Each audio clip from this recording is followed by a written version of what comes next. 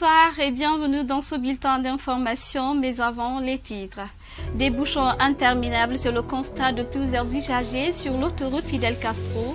Les explications sur l'origine de cet embouteillage monstre qui ne dit pas son nom, c'est dans ce bulletin.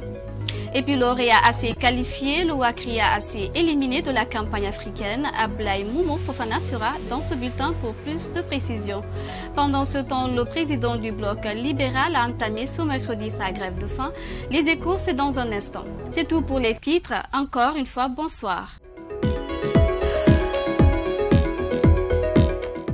Le président du bloc libéral et plusieurs autres de ses militants ont entamé ce mercredi une grève de faim de 4 jours. Cette démarche du BL vise à dénoncer la militarisation de certains quartiers de la capitale et exiger le retour des enfants dans les écoles. Dr Faya Milimono est au micro de Mamadou Alphaba. Nous avons dit, nous allons refuser de nous alimenter pendant 4 jours. On est venu, on a fait notre tente, on s'est assis. On est venu nous déguerpir. Or, nous avions informé l'autorité municipale de Dixine qui avait 72 heures pour dire si oui ou non, n'est-ce pas, en argumentant ce qui pouvait être attaqué devant les cours et tribunaux. Il ne l'a pas fait. Ça fait 72 heures. Et que même si nous obtenions l'autorisation avec le maire de Dixine, nous ne pouvons pas rester ici parce que désormais c'est le stade qui gère l'esplanade ici. Ça montre clairement que la Guinée est dans une phase de dictature. Ce que nous invitons le peuple de Guinée à faire, c'est le moment de lever la voix au lieu d'attendre de lever les mains. Les travaux de réhabilitation des voiries urbaines entamés par le ministère des Travaux publics ne sont pas sans conséquence sur la fluidité de la circulation. À l'instant même, nos reporters sont sur le terrain. Bonsoir Ali, vous êtes à Imbaya, on nous apprend qu'il y a un embouteillage. Dites-nous, qu'est-ce qui prévaut sur les lieux? Oui, effectivement, ce matin, il y a un embouteillage fou ici, il y a un embouteillage qui ne dit pas son nom. C'est dû un peu aux travaux de reprofilage ou aux travaux de réparation de la bretelle droite qui quitte l'aéroport pour Matoto. Et donc, du coup, la circulation est complètement bloquée et certains nous ont confié qu'ils sont dans cette situation depuis 7 heures du matin. Est-ce que vous avez interrogé les usagers et quelles sont leurs réactions? Et oui, comme je vous le disais tout à l'heure, on a quand même interrogé certains citoyens. Pour eux, pour faire ces travaux pareils, par exemple, il faut informer à temps. Les gens auraient dû prendre les dispositions nécessaires pour qu'ils puissent venir au boulot très tôt et d'ailleurs sortir 3h ou 4h ou 5h du matin. Depuis plus de 2 heures, c'est surprenant. Il faut avertir. Il faut que les esprits soient préparés à l'embouteillage du matin. J'aurais pu sortir à 6 h du matin. On souffre, mais qu'est-ce qu'on peut? Parce que c'est un travail qui est en train de faire pour nous. Alors vraiment, on va se contacter à ça. Le travail par là, c'est la nuit, sinon vraiment nous sommes paniqués. Ça me fait 3 heures comme ça, je suis dans l'embouteillage. D'un autre côté, dites-nous combien de temps ces travaux prendront?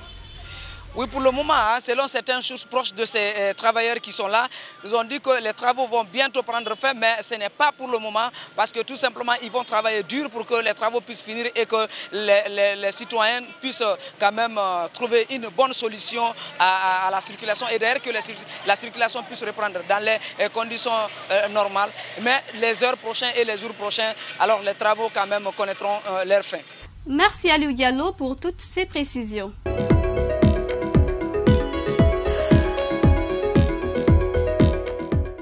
Autre facette de l'actualité dans ce bulletin, des unités de la police et de la gendarmerie et de l'armée ont procédé hier mardi dans la matinée à l'assainissement de la commune de Ratouma, une lutte sans merci des forces de défense et de sécurité contre les ordures dans la capitale guinéenne. Le point, c'est avec Mamadou Alphaba. Après plusieurs campagnes d'assainissement de la capitale Conakry, la Grande Muette apporte elle aussi sa contribution. Le ministère de la Défense et de la Sécurité ont déployé des agents ce mardi sur l'axe Amdalaï-Sonfonia pour libérer ce tronçon de cet état d'immondice. Les actions civilo-militaires constituent une de nos priorités.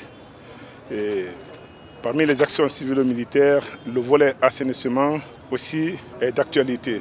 L'armée en rapport avec toutes les forces de défense et de sécurité, comme on a l'habitude de faire de mener des actions. On a décidé, vu l'état dans lequel la capitale se trouve, nous avons jugé nécessaire d'apporter un soutien à l'Agence nationale d'assainissement pour que la ville de Conakry soit propre. À la question de savoir si cette action civilo-militaire sera pérenne, le chef d'état-major général des armées rassure. Les forces de défense et de sécurité interviennent toujours dans le cadre de l'assainissement à travers le bataillon génie militaire. Ce n'est pas pour la première fois et ça va continuer. Et vous devez savoir que les forces de défense et de sécurité sont au service de la nation. Des citoyens rencontrés sur le terrain saluent cette initiative des hommes en uniforme. Moi, personnellement, si ils font le assainissement, vraiment c'est bon pour moi. Moi, aujourd'hui, quand tu m'as demandé, je peux dire, lui, il n'a qu'à continuer à travailler. Rendre la capitale propre, c'est une bonne initiative. C'est le droit de tout un chacun, tout un citoyen de Conakry. Ça nous fera une très bonne chose. Les forces armées réussiront-elles là où plusieurs structures et institutions ont échoué les prochains jours? Nous édifierons. Il faut préciser que cette initiative des forces de défense et de sécurité continue aujourd'hui. Nous y reviendrons.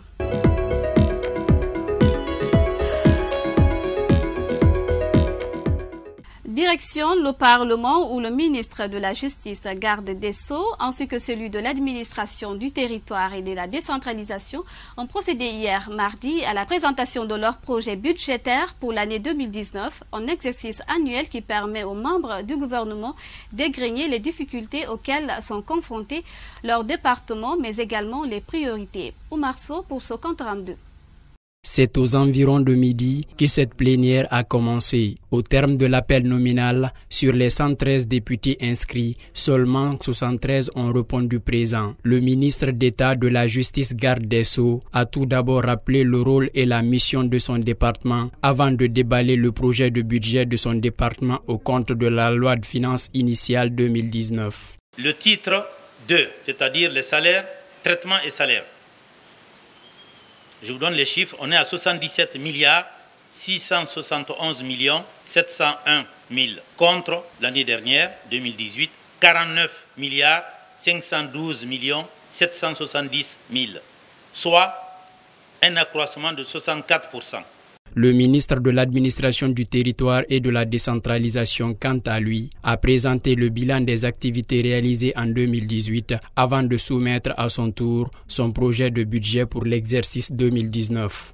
Le projet de budget 2019 du ministère de l'Administration du territoire et de la décentralisation, qui est l'expression chiffrée de notre politique sectorielle, est arrêté à la somme de 494 milliards 268 millions 898 000 francs contre 328 milliards 463 millions 436 000 francs en 2018, données de la loi de finances rectificative, soit une augmentation de 50,47%. Au terme des exposés, les deux ministres ont également eu droit à faire face aux multiples questions des députés, des questions qui, pour la plupart d'entre elles, ont été orientées au contentieux électoral.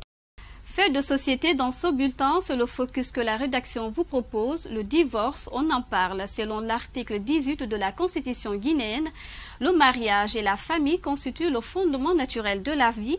Ils sont protégés et promus par l'État, mais le divorce met terme à ce droit consacré. Pourtant, ces conséquences qu'engendre ce fait sont aussi énormes que tragiques. Suivez ce reportage de Mariamba. Le divorce est la rupture officielle d'un mariage civil ou religieux liant précédemment deux personnes. En Guinée, ce phénomène continue à prendre de l'ampleur. Le manque de communication et la reconnaissance entre les couples seraient entre autres les facteurs de ce désagrément social. Il y a l'adultère qui peut amener le divorce, l'article 341 qui le prévoit pour l'homme s'il entreprend sa femme avec un autre homme. Il peut demander le divorce. Aussi, c'est l'article 342 aussi qui le prévoit pour la femme. Si la femme aussi entreprend son mari avec une autre dame, la femme aussi peut demander le divorce, surtout l'incompatibilité d'humeur. Perçu comme élément perturbateur, le divorce constitue un rideau de fer entre le couple. Rencontré, ce sociologue donne sa conception sur ce fait. Du point de vue sociologique, c'est prouvé que plus il y a assez d'acteurs qui interviennent dans le mariage, plus le divorce devient difficile à prononcer. Parce que tout simplement, lorsqu'il y a un problème entre le couple, il y a toujours un acteur qui peut intervenir pour dire non, attendons. Et ce mariage, ce n'est pas un problème entre vous deux, c'est un problème entre la famille, c'est un problème entre la communauté. Et le temps pour le couple de revenir aux meilleurs sentiments et reprendre. Quand on se marie par amour, on est à même d'accepter beaucoup de choses. Ensuite, faire en sorte que les parents soient impliqués dans le processus de mariage. Multiples sont les conséquences de cet acte. D'un côté sur les enfants et de l'autre, il ternit l'unité conjugale. Ça peut aussi vraiment jouer psychologiquement sur les deux partenaires, vu que la personne qui a eu le choc, il peut vraiment avoir des conséquences psychologiques qui peuvent vraiment jouer sur lui, d'autres même pour la vie. Toutefois, l'abus de droit fondamental, le manque de confiance ou l'harcèlement à la vie privée d'autrui serait aussi l'une des causes du divorce. Sur cette base, plusieurs mariages se brisent pour des raisons préconçues et malveillantes, en l'occurrence le soupçon sur l'infidélité d'un des conjoints ou de l'adultère.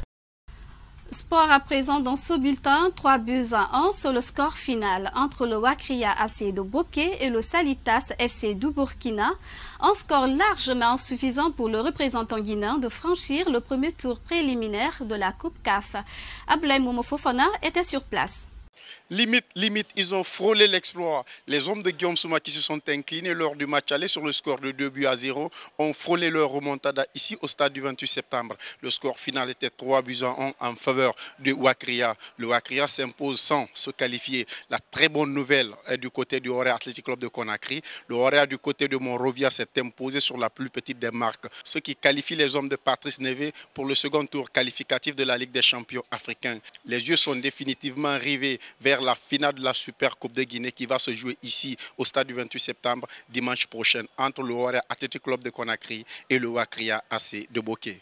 Ce bulletin vous a été réalisé par l'ensemble de la rédaction politique de Star Vision TV. À tous, merci de l'avoir suivi et bonne suite de programmes sur la télé du 21e siècle.